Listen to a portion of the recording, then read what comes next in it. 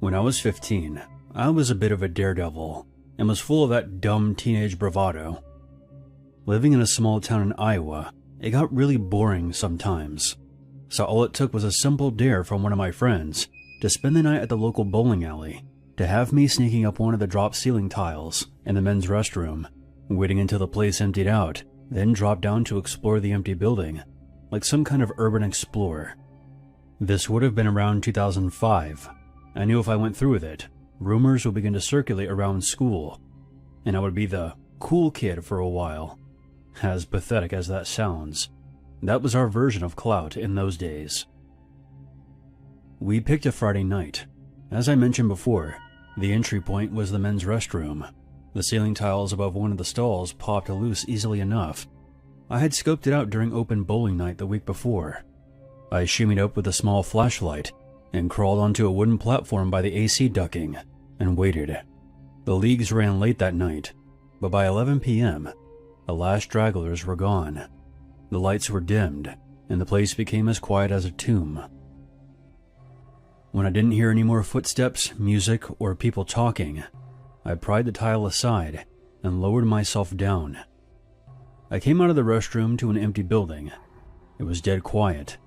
My heart was beating out of my chest because I wasn't entirely sure if all the employees had gone home yet, so I cautiously made my way down the lanes. Slowly. After walking down the length of the building and just kind of stood there for about 10 minutes, I figured I was alone. I didn't hear anything. So then I started to get a little cocky and headed toward the back, past the vending machines, through the door marked employees only, which led to the machines behind the lanes. I had always wondered what they looked like. The pin setter room was narrow and hot. I shined my flashlight around and saw a bunch of metal arms and chains. Pretty underwhelming, to be honest. But that's when I saw something. There was a tall shape standing motionless by the emergency exit. At first, I thought it was a mannequin, but then it moved. I didn't expect anyone to be back there, so I had made no effort to conceal myself. The figure stepped into my light. It was a man, wearing a dark jacket, and I saw in his hand he was holding a single bowling pin by the neck, like a club. I froze. My brain screamed at me to run, but my legs wouldn't move. When he took another step toward me, I bolted. I ran back through the door, across the open floor. I could hear him behind me, his boots thudding against the ground. "I'll fucking kill you," he shouted. I didn't look back. I just sprinted toward the restrooms. Thankfully, there was also a bar and a dining area near where the restrooms were. From his vantage point, he wouldn't be able to tell which one I had fled to once I rounded the corner. However, I saw a row of wooden stools against the wall. I grabbed one of the stools and hurled it toward him as hard as I could. It caught him in the leg, causing him to fall, and he went down hard. I didn't wait to see if he got back up. I sprinted into the men's room, yanked open the stall door, and hauled myself back into the ceiling, the tile snapping back into place just as I heard the restroom door burst open. I could hear him below me, pacing, muttering. At first, it was just heavy breathing. Then he spoke. "I'm gonna find you. I'll bash your head in." I pressed myself flat, barely breathing. Dust got in my nose and I had to stop myself from sneezing. The next thing the man said was disturbing. "You killed her. I know you killed my daughter. She was right here.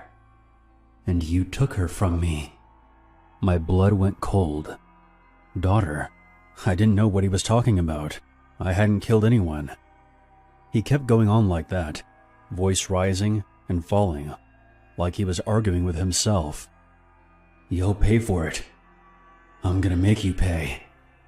He then banged the pen against the stall doors, one by one. Then, silence. The minutes dragged on. After maybe an hour, there was nothing. I had no idea if he was still down there waiting for me. I had a pretty good spot on the wooden platform, but I couldn't move without making noise. Eventually, exhaustion overtook me, and I fell asleep right there. I woke up to voices coming from below. The employees were coming in for the morning leagues. I waited for another hour, listening until the place was busy, balls rolling, pins crashing, announcements over the speakers, etc. I carefully slid the tile aside again, making sure the coast was clear, before dropping down. I washed my face real quick to hide how wrecked I looked, and slipped out the side exit into the parking lot. No one batted an eye at me. I told my friends the full story, but no one believed me. They just thought I was trying to make my night in the bowling alley sound more exciting than it was. 2 of my friends were with me when I crawled up into the ceiling, and then hung around until closing time. So they believed that I did go through with the dare, but not the part about the maniac with the bowling pin. When I think back to that night, that man's disturbing murmuring still gives me the fucking creeps. "You killed her. You killed my daughter." I don't know who he thought I was, but I'm okay with never finding out. I would hate to end this story like a corny urban legend, and I know it's been like 20 years, but a part of me still wonders if that man still visits that place when the lights go out, waiting in the back room with a bowling pin in his hand. I grew up in Antioch, California, and used to play football in high school. I had planned on making a career out of it, until I had a severe knee injury where my bone was forced out of the socket. Even after I rehabilitated, it was never the same, and it effectively ended my football aspirations. That's when I took up competitive bowling and eventually joined a league. We would often meet up at Delta Bowl and play 3 or 4 games. We would usually wrap things up around 10:30. On the night of December 7th, 2024, we had another league night and things went well. We did hear some loud arguing happening from one of the other lanes, but it had nothing to do with us. By 10:30, the place was emptying out fast. I grabbed my bag, zipped up my jacket, and pushed through the glass doors into the parking lot. My car was halfway down the row. As I was walking towards it, I heard voices rising sharp from the far end, near the perimeter fence. I saw someone in a hoodie standing next to a parked SUV. The man was yelling at someone in the car, sounding like he was threatening violence, and it looked like things were about to get ugly. I didn't stop to listen. It's none of my business. Then a loud pop came from that direction. My stomach dropped, along with the rest of me. More shots rang out. My heart was pounding so loud, it drowned everything else out. I stayed flat for another full minute. When all fell silent, I risked standing. My legs felt like jelly. I saw the hooded man from earlier, lying face down with a gun in his hand. The police showed up a short time later. The shooting was a result of an attempted robbery, which soon turned into a full-blown shootout. I'll paste an excerpt from a local news article about the incident. On the night of December 7th, 2024, a fatal gun battle occurred in the parking lot of the Delta Bowl in Antioch, California, resulting in the death of 2 men.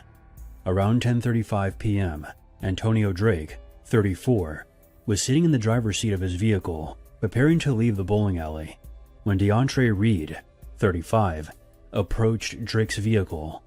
Investigators later determined Reed was attempting to rob Drake. An exchange of gunfire ensued between the 2 men. Both were fatally wounded in the encounter. There is no prior connection. Surveillance videos and evidence indicate that Drake and Reed did not know each other and had no conflict while inside the bowling alley.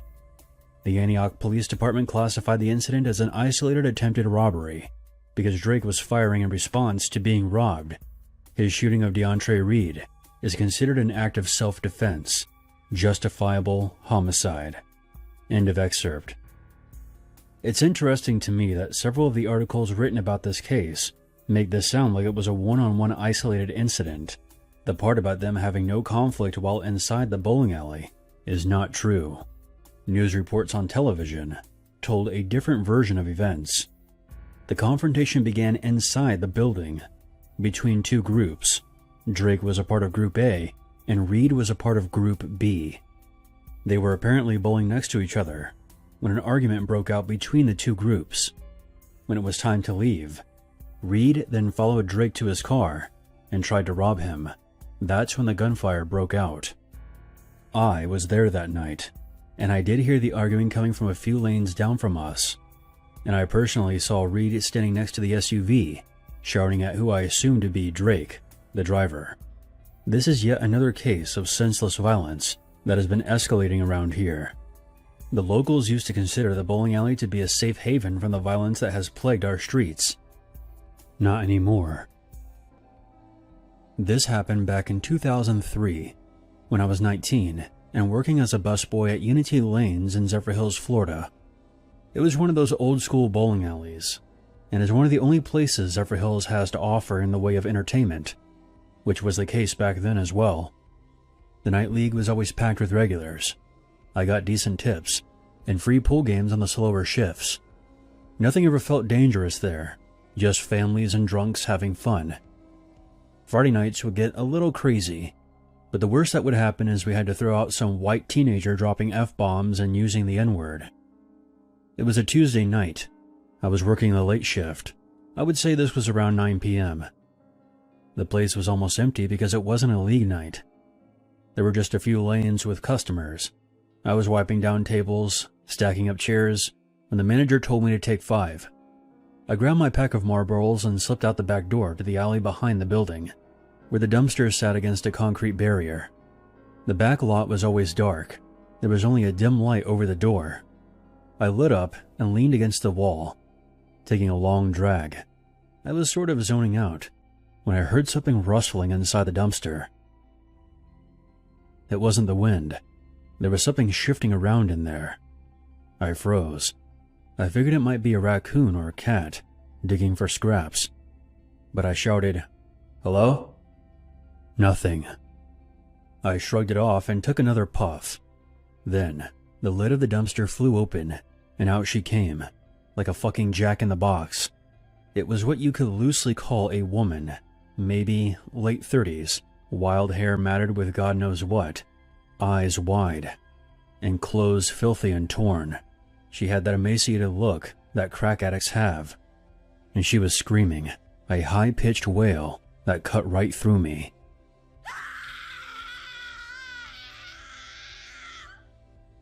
In her hand, she held a kitchen knife. She charged at me, full sprint, full banshee. The cigarette fell from my mouth. I didn't think. I just reacted, and shoved her hard with both hands, which sent her flying backward, and she fell hard on the asphalt, knife clattered away. I heard her cursing at me as I bolted back inside, slamming the door behind me and locking it. "Somebody call the cops, now! Some crazy lady just jumped out of the dumpster with a knife!" Bystanders were looking at me like I was nuts, so I repeated myself. "I'm not joking. Some woman came out of the dumpster with a knife, and she just tried to fucking stab me." Cops arrived maybe 10 minutes later, lights flashing. They searched the back lot, but the dumpster was empty, and the woman was nowhere to be found. Lou, the manager, covered the rest of my shift after I was done giving my statement, and sent me home early. I was pretty shaken up about the whole thing. I found out that a couple of hours after the cops were called, they tracked her down a few blocks away, hiding in an abandoned shed in someone's backyard.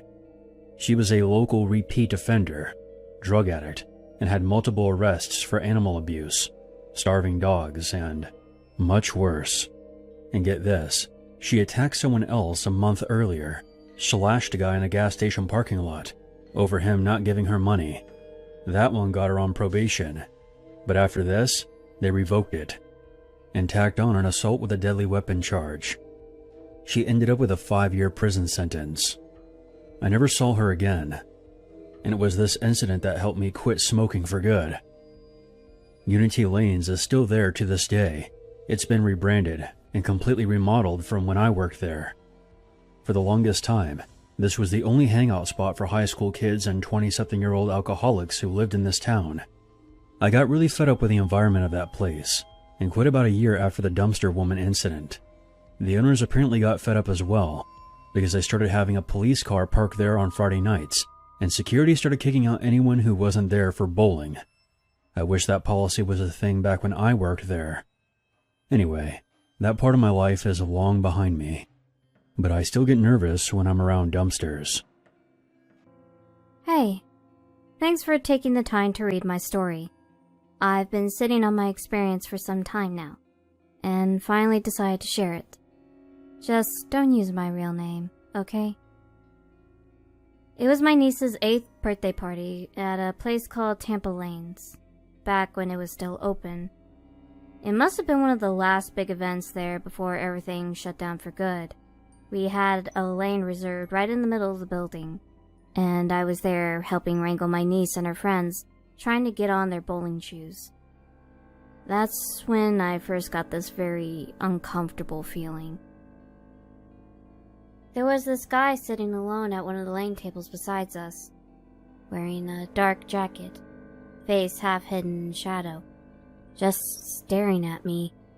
I caught his gaze once and looked away fast, thinking maybe he was waiting for someone, but every time I glanced back, he was still fixed on me.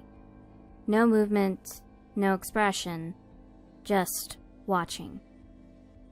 I tried shaking it off, focusing on the party, giving high fives and cheering for gutter balls and eventually singing happy birthday, but the staring didn't stop. It got so bad that I switched spots and sat with my back to him, but I could still feel his eyes on me. After a while I turned back again. His gaze was still locked on me. Then he crossed the line. He was leaning forward, elbows on the table, then he stuck out his tongue. Slow, deliberate, sliding it across his lips. In this gross, sexual way, my stomach lurched. I didn't scream or make a scene, but my hands shook, and I marched straight to the front counter and told the manager.